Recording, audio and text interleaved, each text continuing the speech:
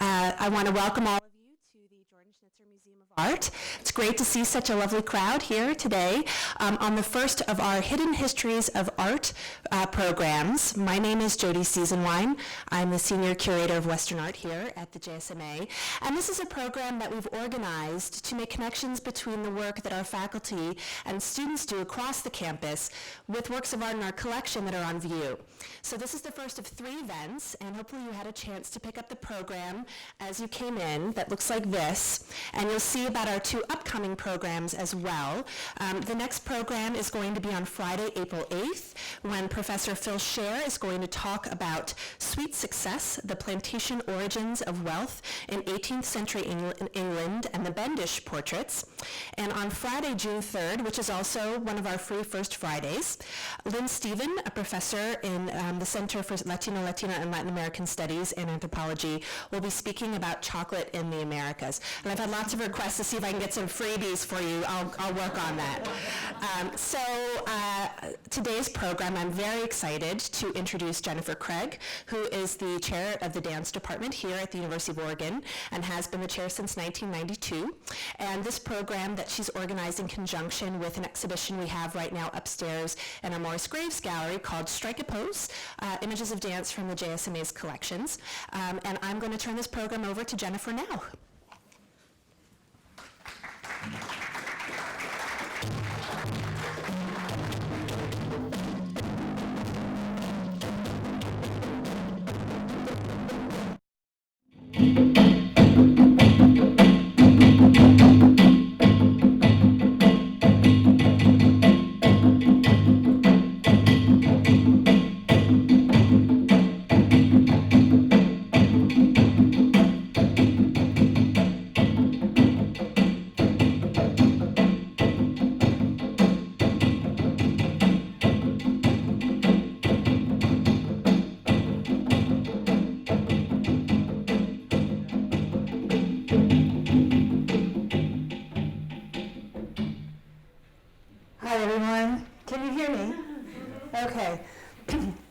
To celebrate Pearl Primus.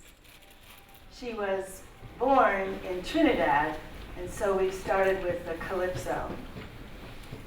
The dancers with me today are Brittany, wave, Bryn,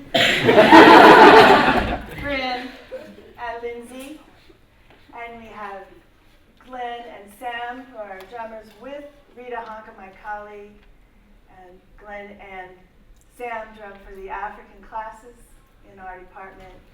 Rita teaches, and also our colleague Habib Idrisu, who is exactly now teaching one of those classes. The calypso has a very complex history. Traditional Trinidadian calypso is a street dance. It's also the name of protest songs and the known rhythm.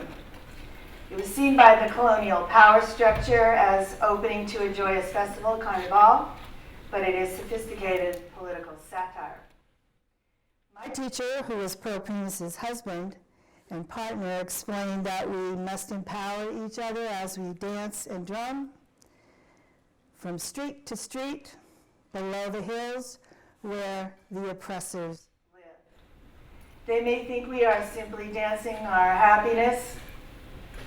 Well, we know that our expressions are of strength in social resilience and resistance. He said that this is our Caribbean dance of defiance. Outward happiness disguises inner turmoil. For government officials and former slave masters, it is a frustrating, uncontrollable display of joy in the streets by freed but homeless blacks. Look for some of those elements as we do some of the calypso again.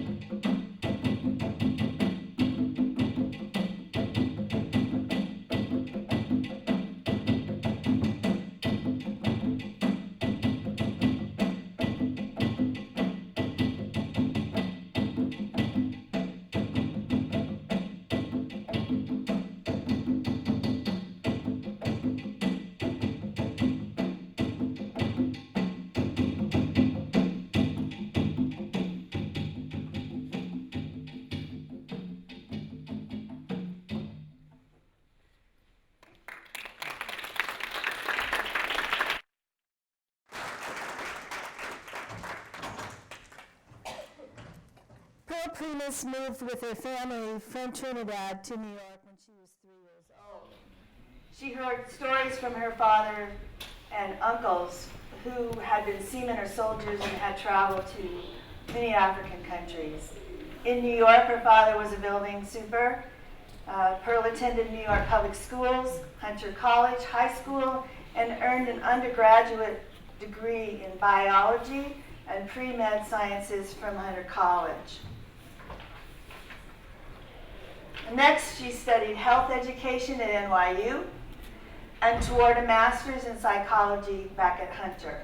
According to historian John Perpiner, she became too emotionally involved in the psychiatric cases she was studying, so she transferred to Columbia University to study anthropology. How did she get involved with dancing?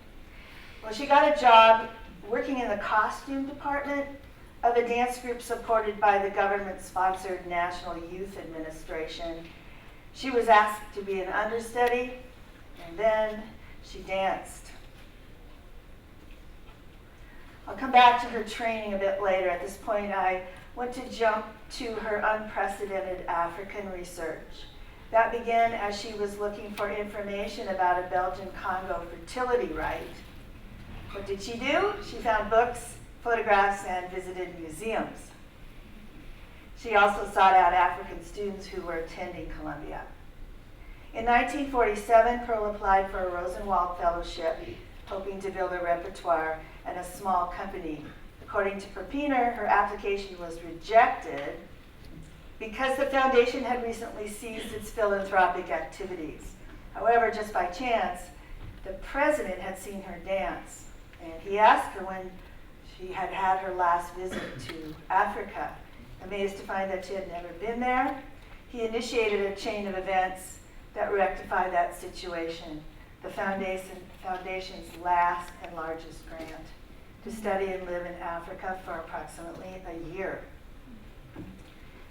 In December 1948, at the age of 29, she began that journey alone to Nigeria, Liberia, Senegal, Angola, the Gold Coast, the Belgian Congo, the Cameroons, French Equatorial Africa, and the Ivory Coast.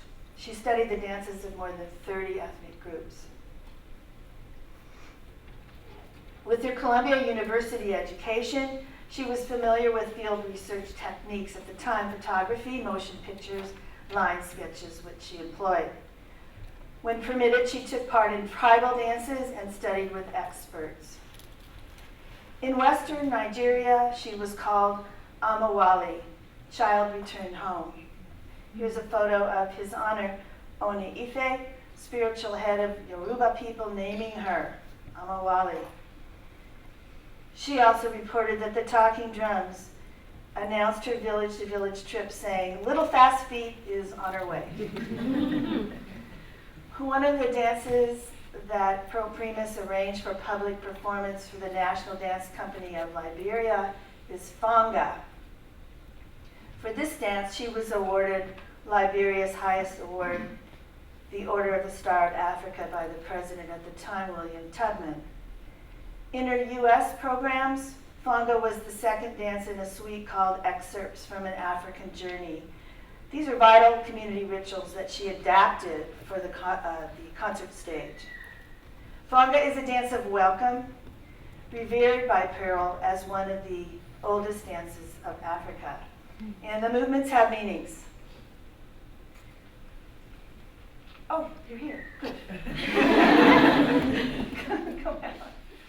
Okay, so we'll just show you the gestures first so you can see it when the dance happens. First, the dancers, they bless the earth, the sky, and the drummers. So you can look for that. Okay. Next, from my heart, everything that is pure and good from me to you. From my head, all thoughts of well-meaning and for your comfort. And next, you see the bird deity symbolized, and that is to celebrate the fact that you were safely arriving here and to ask the deity for your safe return home. And next, we show you that we have no weapons. It's very important. And turn sideways, there's nothing to be seen. You and your goods are safe here. And then finally, you have a shout that he said was a shout to the heavens and to the earth about the joy of your arrival. Rita's going to tell us a little bit about what you can hear in the drumming, called the break. Called the break. So in many cultures of Africa, the rhythm changes and therefore the movement changes. There are also signals sometimes from the drummers to tell us that the movement's changing, or there's a conversation constantly happening between drummers and dancers. So we call it a break here, and it happens pretty regularly in music. So the drums will be going. Go ahead, Glenn.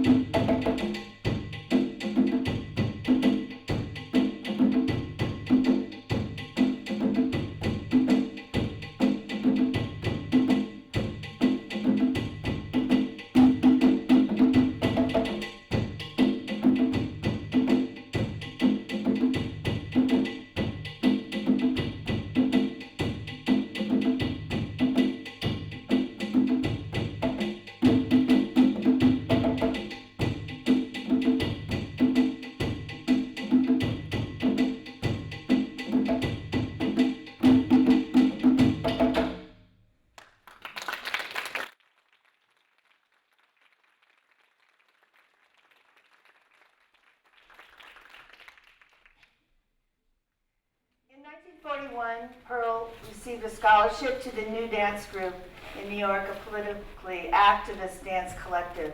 She was the only black student and immediately was assigned to study with a specialist in Caribbean dance, but she also studied with the modern dance pioneers, Martha Graham, Tanya Home, Charles Weidman, and Doris Humphrey.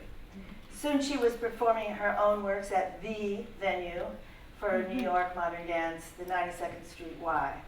Critical praise ensued.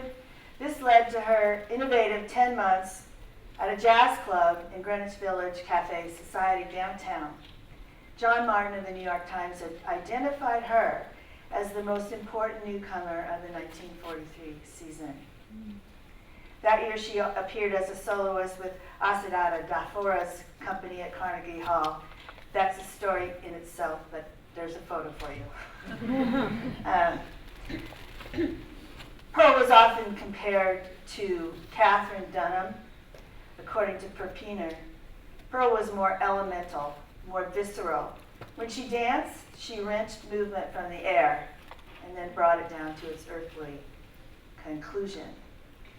Historian Perpiner wrote, early photographs of the young performer convey images that are unique for the period. Unlike the pictorial records of her contemporaries, which captured the earthbound quality of early modern dance. Many of the photographs of Primus show her suspended in midair, bursting with kinetic energy, and seemingly oblivious to the forces of gravity. As critics and audiences noted, she had a special affinity for being airborne. A contemporaneous observer, Margaret Lloyd, described her performance of Hard Time Blues. Pearl takes a running jump, lands in an upper corner, and sits there, unconcernedly paddling the air with her legs. She does it repeatedly, from one side of the stage then the other, apparently unaware of the involuntary gasps of the audience. So for her to bring the African dances, community dances, to the stage, as well as these modern pieces, she needed to develop relevant training methods. And Egu is a dance itself, but she created it as a preparation for the dance of strength. It requires strength of core, feet, legs, arms, and voice.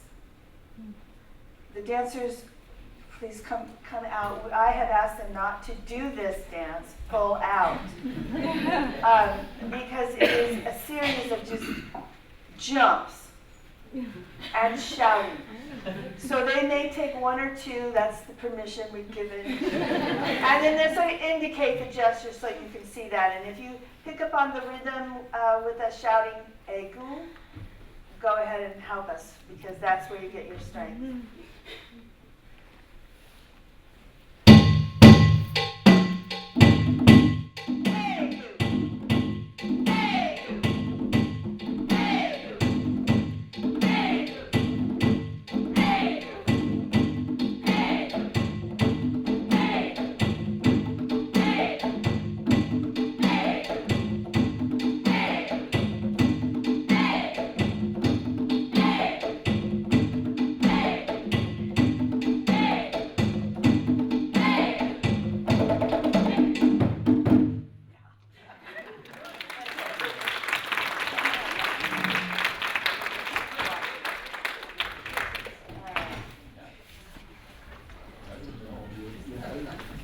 Yeah, everybody. Okay. Pearl Primus left New York for a few months in the summer of 1944 for a different kind of anthropological research to better inform her concert dances. She went, what I would say, undercover to work as a migrant laborer, traveling from job to job on what were called then the Jim Crow trains and buses to pick cotton in the South. According to Perpiner, she found also African cultural retention strong in dozens of small churches she visited in Georgia, Alabama, and South Carolina. The experience affected her deeply and added new dimensions to works like Strange Fruit and Hard Time Blues. Vivid first-hand knowledge began to replace intuitive feelings and information gathered from books. This is War Dance, which is one of her concert pieces that isn't a war dance. It's a defeat of the war god. Pearl also danced her solo repertoire on Broadway at the Belasco Theater and as a featured soloist in the 1945 Broadway revival of Showboat, choreographed by Helen Tamiris. On tour, when Tamiris was not available, Pearl restaged the choreography. She also appeared in a Ruth Page, her 1947 revival of the opera Emperor Jones, and this is her, it's a small image, but perhaps you can see it's the masks and the costumes that she wore as the witch. In 1951 and 52, Pearl toured England. She danced before King George VI, France, Italy, Finland, and Israel. In 1953, she took up anthropological interest again, studying this time in the West Indies. She returned to Trinidad, where she was born, and she met Percival Board there, a Trinidadian dancer and drummer whom she had married in 1954. They spent the 1950s building their own company. There were several trips to Africa with a 2-year residency in Liberia. And oh yes, by the way, she also completed her PhD, Department of Educational Sociology and Anthropology at New York University School of Education. During the 1960s, they opened the Primus Board School of Dance in New York City, and they taught at several institutions, educational institutions in the New York area and in the wider state area. Percival Board was in residence here at the University of Oregon in the summer of 1970. That's where I first met him and studied under him and learned many of the dances of the Primus Board repertory. We performed that at the end of the summer in the newly built Gerlinger Annis Studio Theater. And incidentally, for that performance, our first musical director, Bruno Madrid, also drummed with Percival. In 1971, after graduation for me, I moved to Brockport, New York, which was a bus ride away in the upstate area from Binghamton, where Percival was teaching then. We kept in touch via letters and bus until shortly before his death in 1979. I've chosen to close today with a dance that provides another, You're so good. Another glimpse into the complications of history and culture that both Pearl and Percival beautifully embodied and taught. Perpiner wrote of her,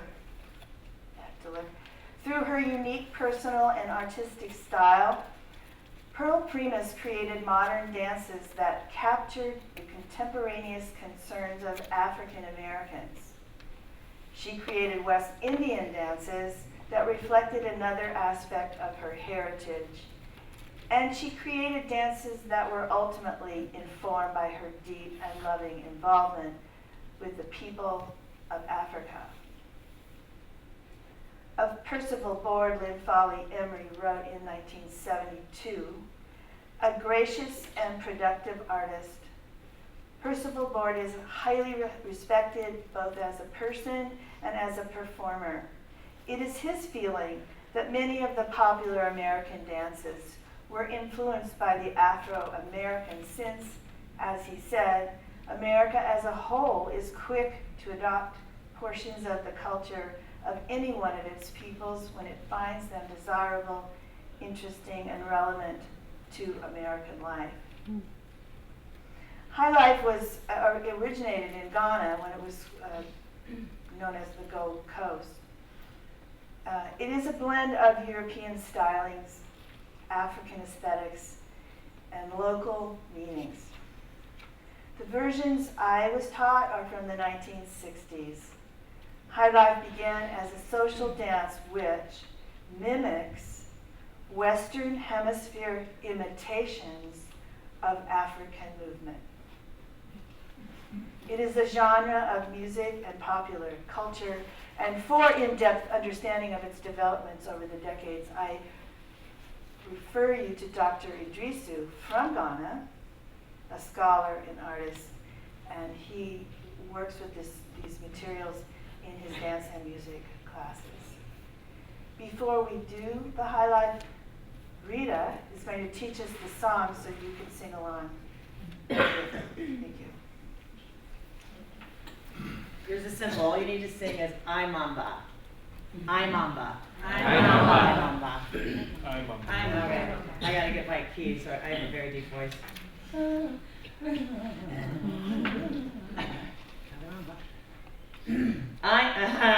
Mamba, I sing. Mamba, mamba, jolly mamba, I mamba. Mamba, mamba, jolly mamba, I mamba. Jolly mamba, I mamba. Is that too low? No. Okay. Jolly mamba, I mamba. Jolly mamba, I mamba. Jolly mamba, I mamba. Okay, that's the pulse. Mamba, mamba, jolly mamba, I mamba. Mamba, mamba, jolly mamba, I mamba. Jolly Mamba, Ay, Mamba. Jolly Mamba, Ay, Mamba. Jolly Mamba, Ay, Mamba. Jolly Mamba. Ay, Mamba. Little slower.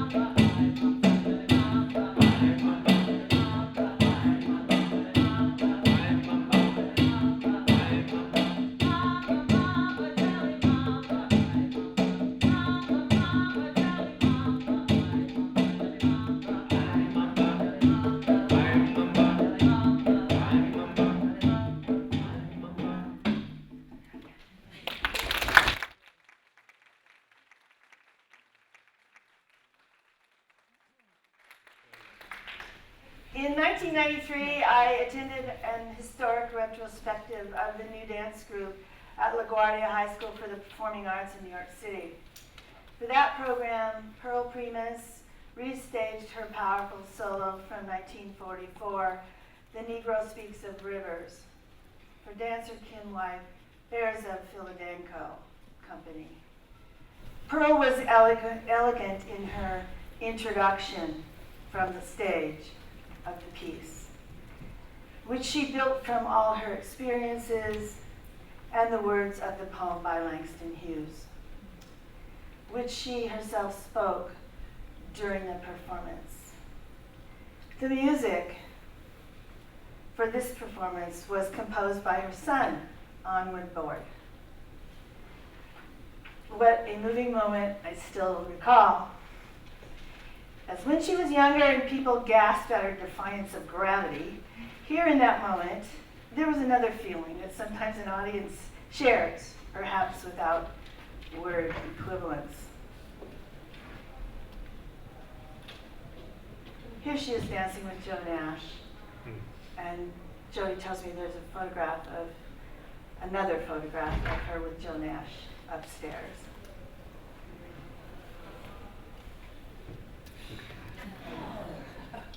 We were saying yesterday that it looks like she's on her way down, but she's really still going up, like she flew in here somewhere. This is the two of them in the studio. I thank you for your interest in Pearl. And before we leave today, we want you to do the high life with us. I do want to remind you that to look for events and classes in the dance department. Spring term, Habib Idrisu is teaching DAN 301, Traditional Cultures Africa. He teaches in both music and dance, and the African technique classes. And he will present his inaugural company performance, the new company called DEMA, in May. Before that, there are many other performances that we hope you will come to, including tonight, which is Graduate Winter Loft at 8 o'clock, $5. I hope you can join us. So we'd like to invite you. This is improvisational. They'll come amongst you. You can dance with them, sing with them, watch, enjoy. So Rita will get us started. Anybody want to get up? Thank you. Let the dancers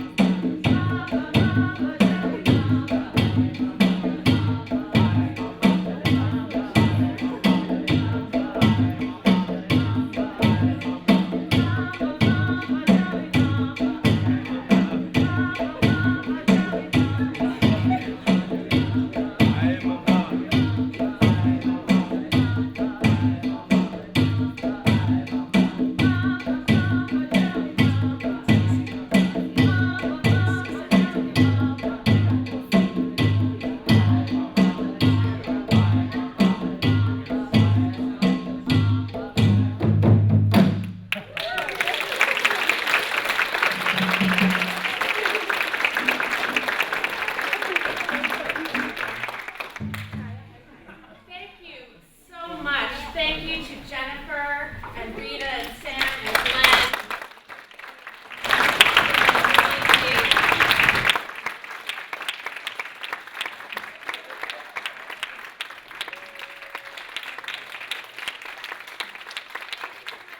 Thanks for the participatory element. And I want to just thank, again, Jenifer for being the first person to sort of try out this Hidden Histories of Art program. This is really what I had envisioned when I was thinking of ways we could really incorporate faculty and undergraduate and graduate students into the work that we do here at the museum and bringing all of the arts together. So thank you very much for bringing it.